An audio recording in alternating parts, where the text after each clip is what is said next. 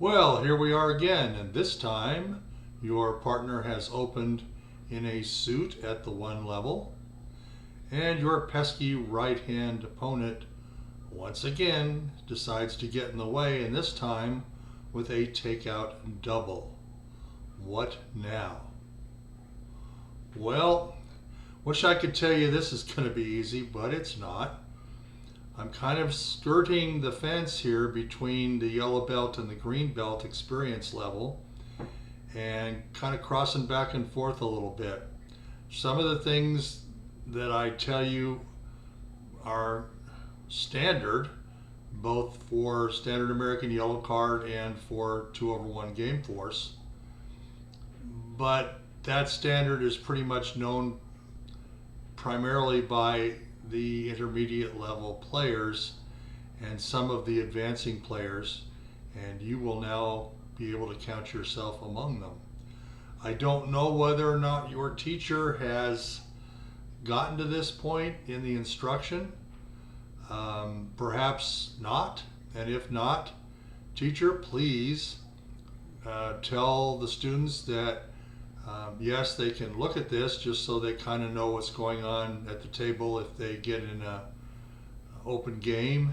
Maybe you let them enter a stratified open pairs, which I hope you do. They'll at least know a little bit about what's going on, even if you won't let them do it yet. You don't think they're ready. But student, get ready as quickly as you can, because most of this is pretty normal. Some of it I'm going to add a little bit to. When I do, I'll make sure I tell you. But as you kind of go through this, there are instances where you have to make judgment calls. And it kind of goes maybe, maybe not, maybe, maybe not. I believe that's from a scene in The Complete Works of William Shakespeare Abridged, which I saw as a stage play. And that's a hysterical stage play. If you ever get a chance to see it, please do.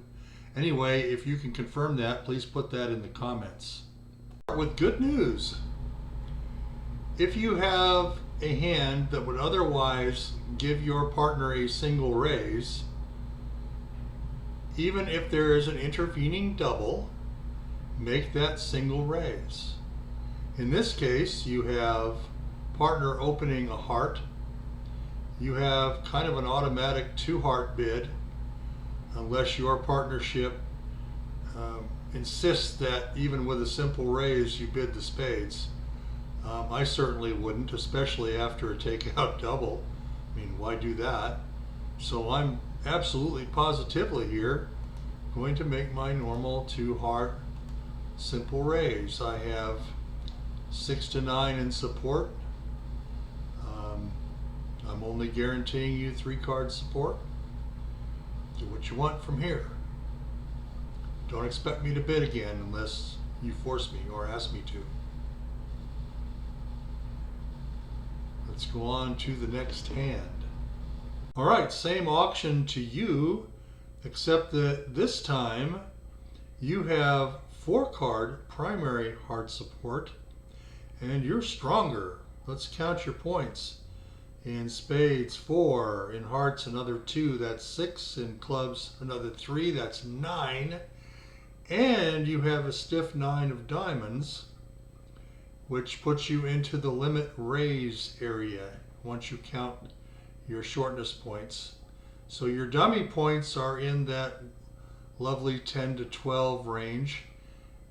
So you have basically a limit raise in hearts with 4-card primary support. So do you go ahead and bid 3 hearts now? No. Again, teachers, if they're not ready for this, back them off.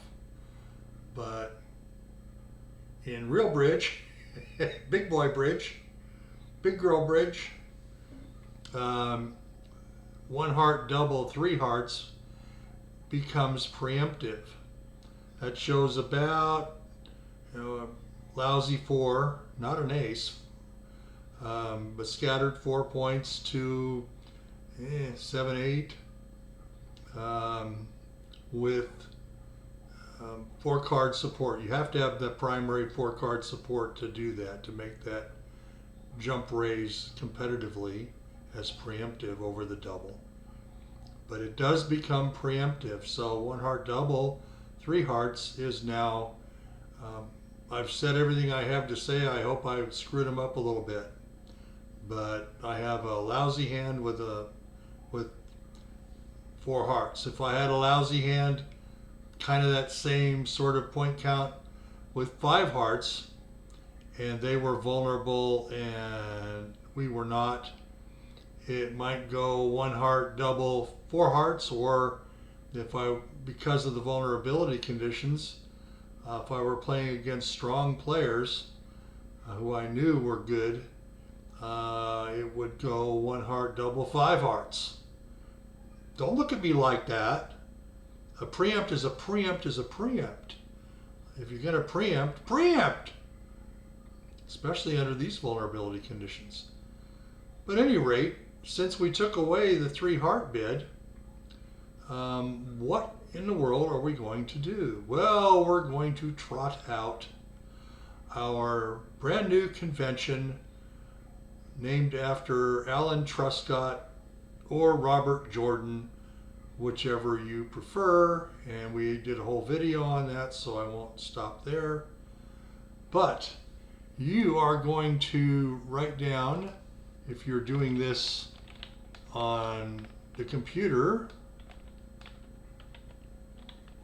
forcing raise, actually, raise limit plus that spot, and that's it. Now it becomes easier. Your left-hand opponent may or may not choose to bid 3 spades at this point. He's off the hook. Your 2 no trump took the force off of the double, so he doesn't have to bid. And if I were white versus red and I were west, I'd probably bid 3 spades. But red versus white? Nah, I don't think so. So now, is your partner gonna leave you in 2 no trump? I certainly hope not. At this point, knowing that you have the limit raise and 4-card heart support, your partner can reevaluate his hand. So let's look at North again. And North has that same 4 and 3 is 7, and 4 is 11, 12, 13, 14 high card points. If you want to count quick tricks, it's 1, 2 in the heart suit, and 1.5 for the ace queen in the diamond suit. So that's 3.5 quick tricks, and a 5-card suit and a 4-card suit, and all of those points are in those 2 suits, the 2 longest suits. That's one whale of a hand after your partner says, yeah, I got 4 hearts to go with your 5, and you've got a stiff spade, and you would expect that their fit, if any, is going to be in spades. Not sure about that yet, but you could, if you didn't want to go directly to 4 hearts and you wanted to make a game try, you might kind of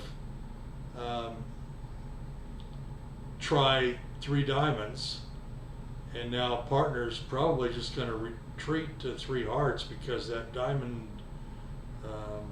try didn't really help him at all. But I think most people here, being North, probably would do something like this. May or may not fetch, and it should go all float from here, so let's make sure that happens. And you're going to pass, and West is going to pass, and that's going to end the auction. Since you're not confused enough yet, this is a pretty good place to add a little confusion. And that is that you should know some people make that 2-no trump raise of partners major over a double. Some folks do it with a minor over a double, and that's fine. But some make it with 3-card support. Some also play it as a limit raise or better. I have ways that I'm going to show you to sort all that out and make life easier for whoever opened the bidding, your partner. But you don't have to do that if you're not ready for it. And this is where I need your teacher in a supervised class or a experienced player in whatever club you're playing in who knows the tendencies and the way things are done at that particular club and knows enough to give you straight advice. In other words, somebody that you trust. Take them aside. Don't do it at the table with other people around, or you're going to hear all sorts of opinions that you didn't ask for. But take somebody aside and say, how should we play this? How should I play this in this environment? Do you think I ought to do it this way, or why? And let them explain it to you. And then don't argue. The whole point of going to somebody like that is to get good information from somebody you trust. You can ask more questions if you don't understand, but don't say, gee, I don't think you ought to do it that way. I think you ought to do it the other way. They'll probably just look at you and go, okay, and walk away. And you've just wasted everybody's time, especially theirs, and certainly your own. So as you go through this, understand that it's not cookie cutter. You know, if you want cookie cutter, go bake cookies. Now for my favorite part. Once again, it's gone past a hard double. I want you to notice East's shape and point count. Little light, doesn't have a stiff heart, but if you look over to your left hand side and look at the table marker box, you'll see that East-West are not vulnerable and you and North are. So people take liberties, and you ought to know that. Once in a while you might want to step out too until your teacher tells you not to. You're doing too much of that. Knock it off. If you're getting warnings like that, then you're probably just about right. Anyway, it's your turn now. Do you have limit raise values or better? Let's take a look. In spades, 4 and 2. In hearts, 2, that's 6. Clubs, 2, that's 8. 9, 10, 11 for the king of diamonds. So you're right there. Let's see how many quick tricks you have. Just half each for the king of diamonds and the king of spades. That's one quick trick. You're in that 10 to 12-ish, limit range-ish range. So let's look at your heart suit. Do you have 4 of them? No, only 3. Well, goodness gracious, what's a boy to do? Where your partner and you, or you and your class and your teacher, or you and your playing group, whatever that might be. Maybe it's just 4 people who meet regularly to play rubber bridge. Who knows? But you have to discuss this and make some decisions on what you're going to do. First, the easy part. You know you can't bid 3 hearts because that would be preemptive and weak, and you certainly don't have that kind of hand. So you can eliminate that. The second thing that you have to decide is whether or not you want to bid that Truscott Jordan 2-no trump major suit raise, or in some cases people play it over the minors. If that's the case, then you agree to play that with either 3 or 4 card support, and you will also tell partner later whether you have limit raised values or more than limit raised values. I prefer to start the 3 card limit raise instead of with the Jordan Truscott 2 no trump with the blue card, the redouble. And even though this isn't alertable, it does show 10 plus. May or may not have support unless you deliberately agree that it denies support. And it would if you agreed to make your 3 card limit raise or your 3 card game raise start with the 2 no trump bid, the Jacoby Truscott raise over a double. If you were to make the 2 no trump bid, if you were to allow it with 3 cards, then this one, the redouble, would definitely imply no fit. I don't like it that way, but your pod may play it that way. People in your neck of the woods might play it that way. I just don't know. But I prefer to use the redouble to set up a 3 card limit raise or game raise. That way my poor partner, when it gets back around to him or her in a decision-making situation, should I double, should I pass, should I bid one more, knows if he's got 4 cards or 3 card support in the dummy, and that could make all the difference. That's why I like to do it this way. So I just show 10 plus. I suppose you could put high card points in there if you wanted to, but the more you put in, the more chances that somebody's going to start asking a whole lot of questions, and you're going to just gum up the works. So I would just do this, like this. Whoops. Duh. There we go. Okay. And it just shows 10 plus. They ask you if it implies a fit, just say might or might not have a fit. And that's it. All your partner knows is what you just said at this point. But partner knows that because of the redouble, either we are going to play this hand in a contract of our choosing, or if we let the enemy play in a contract of their choosing, they are going to play doubled. We do not pass this out undoubled, period, ever. It's a solid rule that you can take to the bank.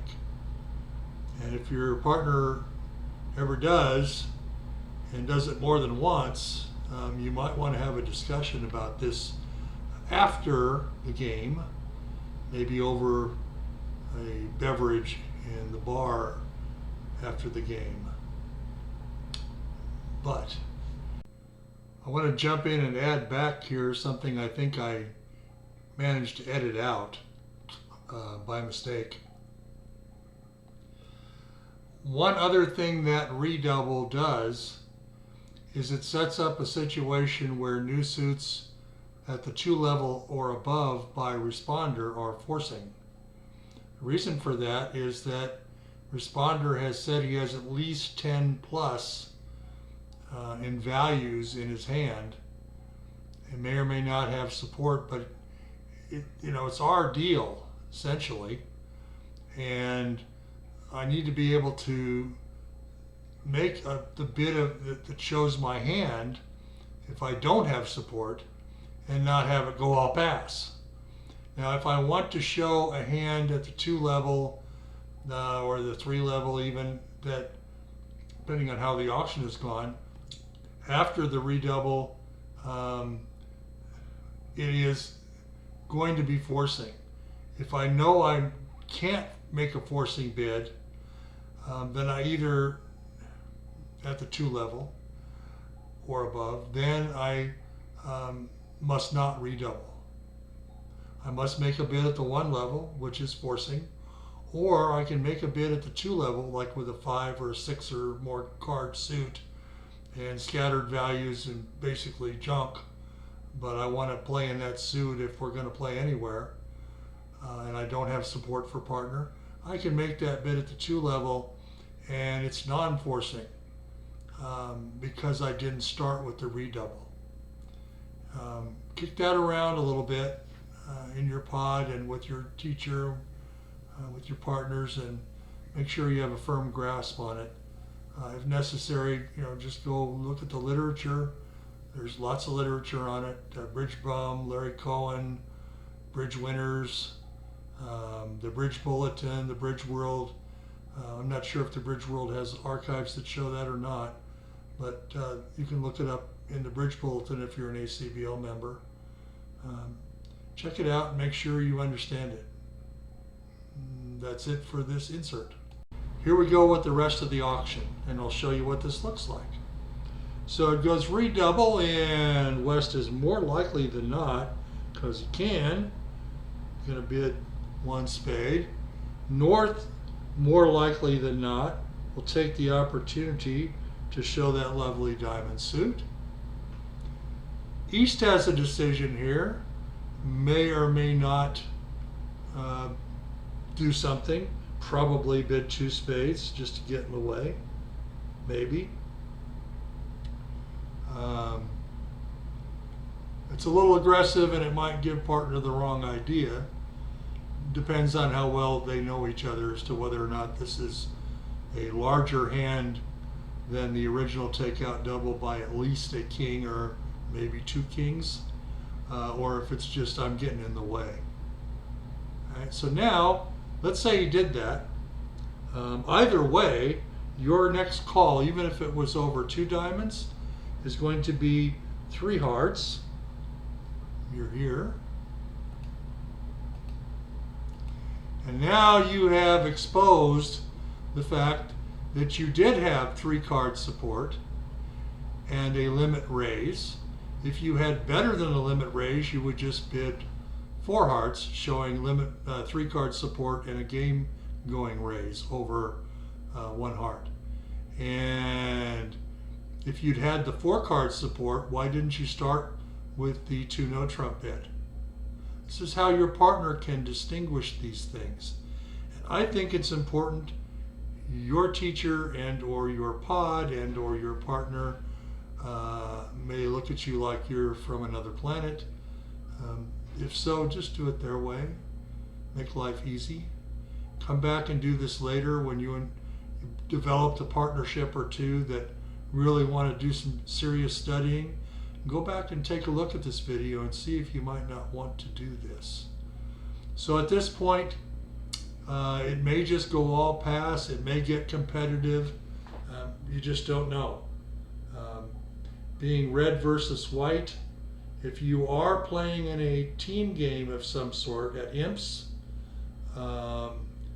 if you don't know what that means, don't worry about it. But it's more like rubber bridge, where bidding games becomes just super important. Partner is probably going to go to 4, may not, may compete to 4 if they jam it to 3 spades. Hard to tell. Depends on the opponents a lot. If I'm playing against Mextroth and Rodwell, probably let this thing go at 3 hearts. Especially at pairs and not teams. But who knows? When in doubt, bid the game. All right, let's go on to the next. Okay, this is essentially the same hand, same deal, but in this case, your hand is much better than a limit raise. You actually have game forcing values. 15 high card points and 3 card heart support, and you know you're in a competitive auction here. So you could try 3 no trump if you want to be tricky, but don't be tricky. You're not ready for that yet if you're at the yellow belt level, even the green belt level. So just tell partner what's going on and bid your game. There you go.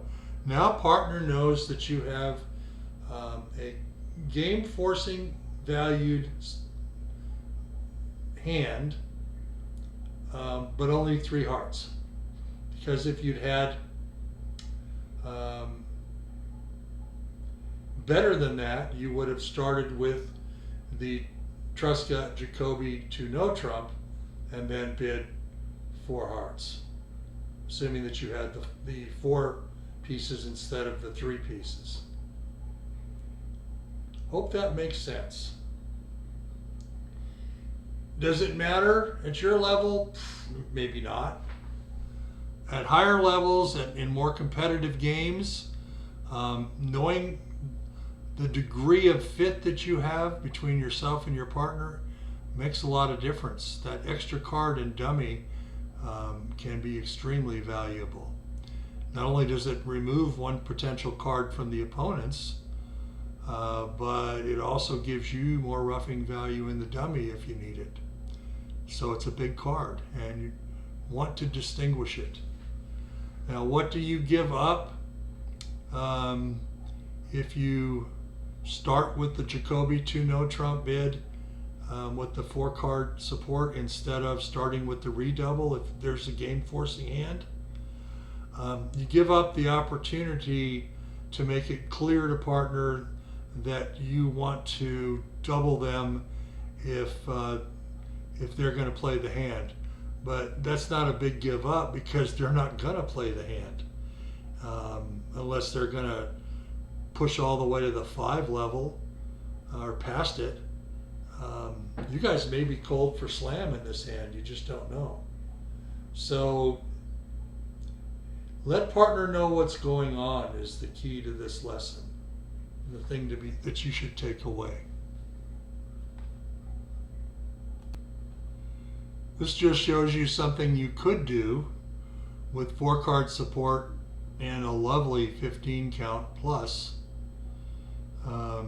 Start with that 2 no trump Trusca Jacoby forcing major raise over the double, and after the 3 diamond bid by your partner,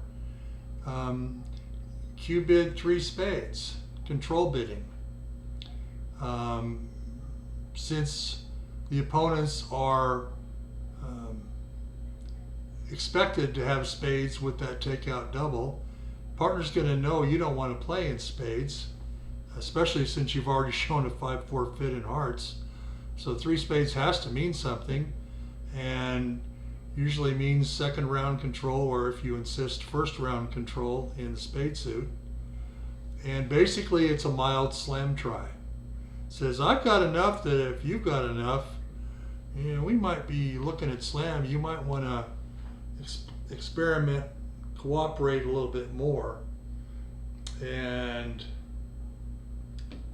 we'll see what partner does next. Partner might just chicken out, and which is okay. And let's go pass here.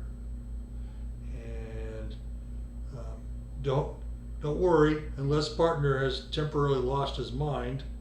It's not going to go all pass at 3 spades. So partner will take you back to hearts.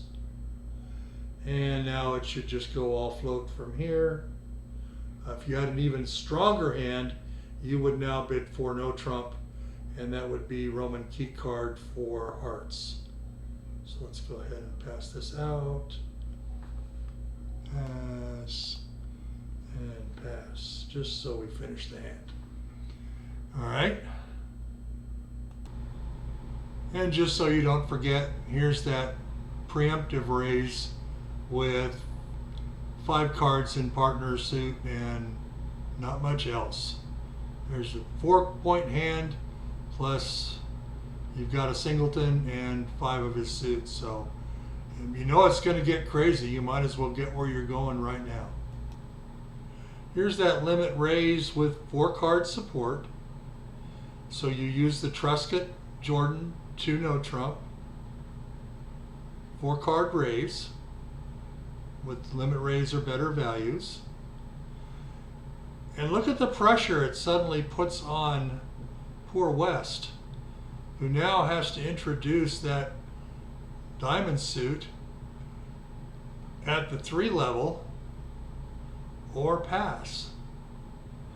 It just kind of depends. This is how you get weird results sometimes in this game. Well, I hope I covered everything on this topic. I think maybe I beat it to death. But if you're new to this stuff, I would suggest to you that you take a break for a day or two and then come back and watch it again and maybe go over it in class if you're a teacher who's reached the point where this is part of your instructional block. And then go back and watch the video again a few more times over a series of days or weeks. Review it maybe once a month. Review the other one on what to do when they overcall as opposed to what to do when they double. And kind of get used to how it works. Do remember that different people do it different ways. You'll see it written up different ways in various articles. Try to get with a group of folks, either your own class or a group of folks who are trying to put together maybe some Swiss teams, some team of 4s, team of 6s. If you're going to go to the nationals and play at the Reisinger level, you can have a team of 6 at your local sectional and regional. They kind of want you to have a team of 4. But if you have a couple of teams of 4, you can practice team games against each other away from the club. I want you to get an understanding that it's not all about acquiring master points as fast as you possibly can. It's about learning how to play bridge. If you learn how to play bridge, the master points will come if you go to the tournaments and you play at the club. But you're not going to like going to tournaments if you haven't learned how to play. Trust me, I know that too from experience, bad experience. I'd rather you have good experience. And with that, we'll say goodnight for this video.